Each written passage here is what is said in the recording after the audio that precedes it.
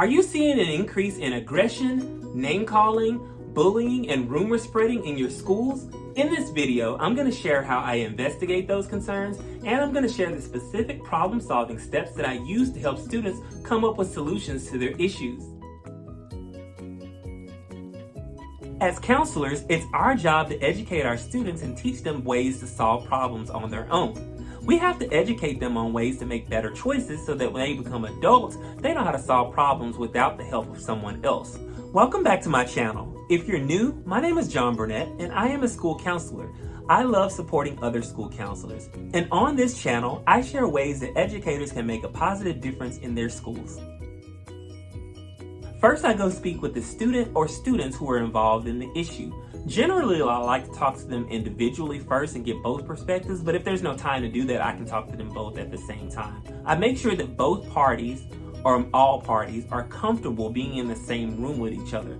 Beforehand, I let them know that I'm going to be the facilitator and I'm going to be helping them process the problem and come up with a solution. If they feel comfortable being in the room all together, then I help them process the problem. I assure them that everyone is going to feel heard, that they're going to be safe, and at the end, we're going to come up with some type of solution or resolution to the issue at the end of the meeting.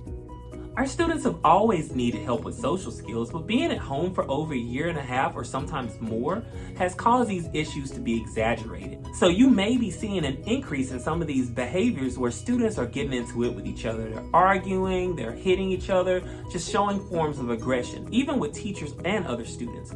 So to help resolve problems, I use the STEPS acronym, and I'm going to share with you what each one of those letters means in this process, starting with S.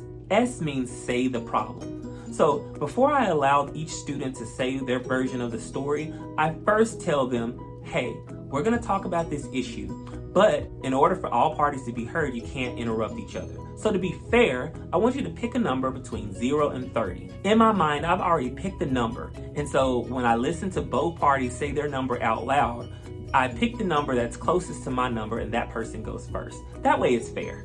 I also honestly tell them at the end of this conversation, you don't have to like each other, you don't have to be friends, but you will respect each other. And so I teach them what that means. Again, you're not going to interrupt each other because I want to make sure that all voices are heard. And generally, they agree to that issue, no matter how upset they are. That comes from the relationship building that I've established early on. Because I know my kids, and so when I talk to them, they know that they're not in trouble with me. I'm genuinely there to help them resolve their issue with each other.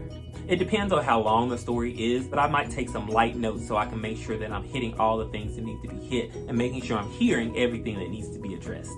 But again, I do this in a way where I'm still making eye contact, I'm taking notes, and I want to make sure that that person knows that I am listening to their side of the story. I also drop this disclaimer. Just because I'm listening to that person share their version of what happened and their perspective doesn't mean that I agree with it. I just want to make sure it's fair and everyone has a chance to share their side of the story.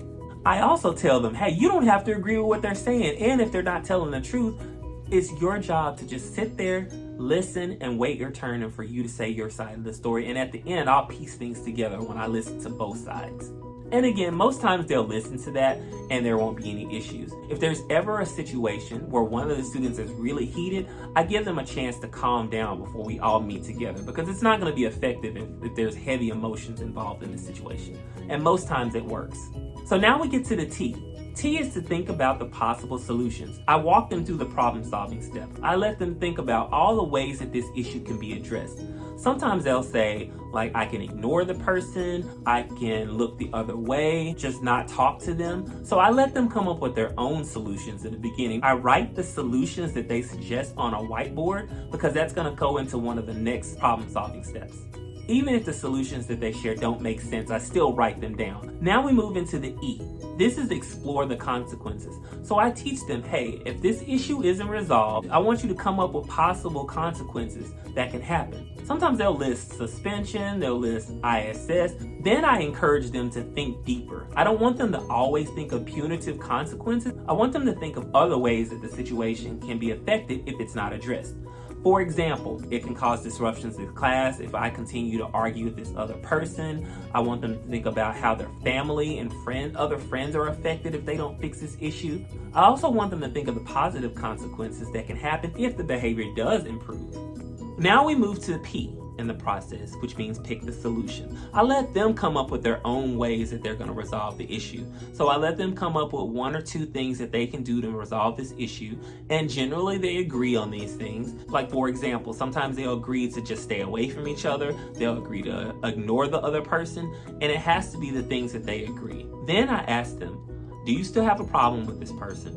Or do you want to be friends? Sometimes they'll tell me they want to be friends, and sometimes they'll say, I just want to stay away from that person. Drop in the comment section, do your students do fresh cuts? So like when a boy comes with a haircut, all the other boys will smack them on the back of the head and be like, fresh cut?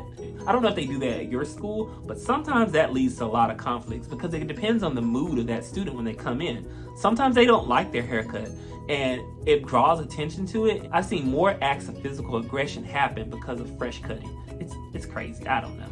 So when I come to these meetings with students beforehand, I prepare certain documents that I bring. So a mutual respect agreement, I bring a feelings identification chart, and then I bring a I statement form. So in another video, I'm going to share the process of how I go through I statements with other students. It's a very good process that helps with empathy and feeling identification, and it helps with conflict resolution. If you'd like a copy of my mutual respect agreement, I'm going to share the details on how you can get it in the description section. So make sure you read the description section below.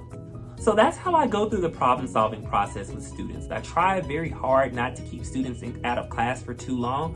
So whenever I pull a student for a conflict resolution or a restorative circle, I generally try to pull them during electives.